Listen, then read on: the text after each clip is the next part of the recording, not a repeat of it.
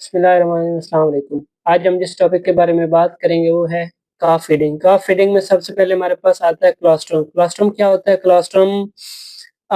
Colostrum वो एक milk है जो हमारे पास जस्ट आफ्टर काविंग हमारे पास आता है, वो है कोलोस्ट्रम। और कोलोस्ट्रम के बाद जो आता है जो 2 से 3 दिन में आफ्टर काविंग वो होता है ट्रांजिशन मिल्क। जो कोलोस्ट्रम है वो उसमें एंटीबॉडीज़ और ये इम्यूनोग्लोबुलिन्स रिच होता है, तो इसके लिए ये ज़रूरी है कि ये हम काफ को मैक्सिमम क्वांटिटी में दें। इसके लिए हम यूज़ करते हैं टर्म 3 क्यूज़ की। 3 क्यूज़ में सबसे पहले क्वांटिटी कि हमें at least 10% of the body weight of the काफ हमें फीड करवाना है। उसके बाद दूसरा क्यू है वो है क्वालिटी। क्वालिटी ये है कि हमारे पास सबसे अच्छी क्वालिटी हो कोलोस्ट्रम की, मतलब कि वेरी फ्रेश कोलोस्ट्रम हम उसको ऑफ़र करें। उसके बाद है क्यू फॉर क्विकनेस। क्विकनेस के हम जितना जल्दी उसको कोलोस्ट्रम ऑफ़र कर सकें within first 12 to 24 hours वो हमें उसको ऑफ़र करना चाहिए। उसके बाद हमारे पास जब हम अगर देखें तो ये जो हम अगर काउज़ की बात करें तो उनको जो प्लेसेंटा होता है वो सिंडेस्मोकोरियल होता है, जिसकी वजह से जो मदर से एंटीबॉडीज़ है ना वो काफ में ट्रांसफ़र नहीं होती, फीटस में ट्रांसफ़र नहीं होती, जिसकी वजह से कोलोस्ट्रम देना बहुत ज़्यादा ज़रूरी हो जाता है। अगर हम कोलोस्ट्रम नहीं देंगे तो काफ बिल्कुल ही नेव होगा और इम्यूनिटी ज़ीरो होगी उसकी। अगर हम कोलोस्ट्रम जो देंगे और जिसकी फॉर्म एंटीबॉडीज़ उसके अंदर जाएँगी, तो वो उसके लिए एक पहला जो है वो डिफेंस सिस्टम एक्टिवेट करेगा और जो एनवायरनमेंट और बाकी चीज़ों से लड़ने के लिए उसको प्रोटेक्शन देगा। उसके बाद अगर हम बात करें कि कोलोस्ट्रम जो हम अगर 3 क्यूज़ को फ़ॉलो करें तो उसके बाद हमें क्या फ़ायदा होगा? उसके बाद हमें ये फ़ायदा होगा कि जो काफ है ना उसने जब अगले जाना है लैक्टेशन में, तो उसकी एक तो कलिंग रेट कम हो जाएगा फर्स्ट लैक्टेशन का, उसके अलावा उसका जो है मिल्क प्रोडक्शन बढ़ेगी सेकंड एंड थर्ड लैक्टेशन में। उसके अलावा और उसकी जो है एज एट फर्स्ट काविंग जो है ना वो भी कम हो जाएगी। इसका मतलब ये है कि वो हमारे पास 12 से 13 महीने में हमारे पास वो ब्रीड करेगा और वो कंसीव करके इंशाल्लाह वो प्रेग्नेंट हो जाएगा और काविंग करेगा।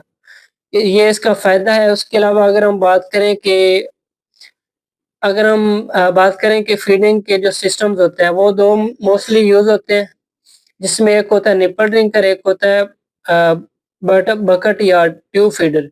निपल ड्रिंकर जो है वो ऑलमोस्ट नेचुरल मैकेनिज़्म को फ़ॉलो करता है, उसमें निपल लगा होता है just like the teats of the काऊ।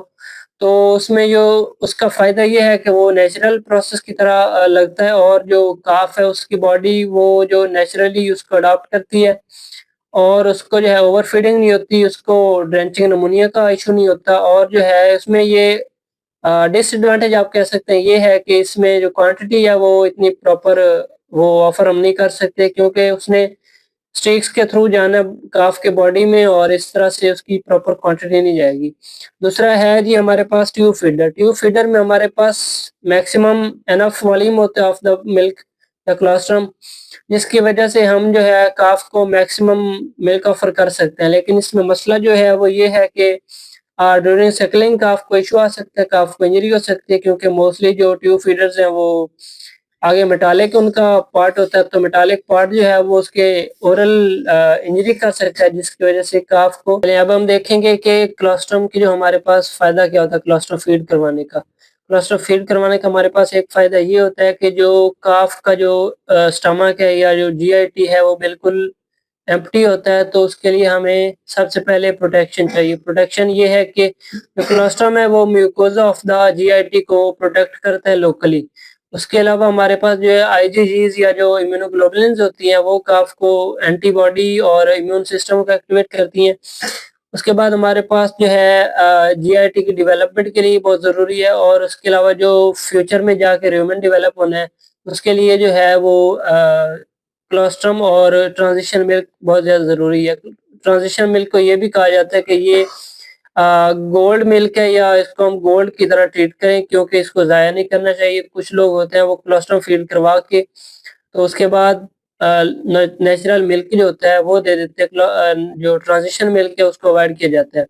उसके बाद अगर हम देखें कि कोलोस्ट्रम को प्रिज़र्व किस तरह कर सकते हैं, कोलोस्ट्रम को प्रिज़र्व करने के लिए हमारे पास कोलोस्ट्रम जो है बैग्स होते हैं जो उनको हम फ्रीज़ कर सकते हैं या 20 टू 4 डिग्री या 20 डिग्री सेल्सियस पे उसको हम फ्रीज़ कर सकते हैं। उसके अलावा हमारे पास हीट ट्रीटमेंट होता है कोलोस्ट्रम का। हीट ट्रीटमेंट के बाद जो है हम उसको फ्रीज कर सकते हैं। उसके बाद हमारे पास अल्टरनेट क्या है? अल्टरनेट में हम सबसे पहले काम यूज़ कर सकते हैं कि हम सीरम ऑफ द काफ को निकाल के उसको इंट्रामस्कुलर इंजेक्ट कर सकते हैं। उसके अलावा जो है एग यॉक का जो एग व्हाइट पार्ट है उसके उसको और कैस्टर ऑयल को मिक्स करते हैं मिल्क में और ये हम उसको लोकली ओरली पिला सकते हैं। चलिए अब हम इसका एक ओवरव्यू लेते हैं कि क्लोस्ट्रम है क्या? क्लोस्ट्रम बेसिकली जो है कि हमें फर्स्ट 24 आवर्स में मैक्सिमम क्वांटिटी ऑफ कोलेस्ट्रॉल देनी चाहिए।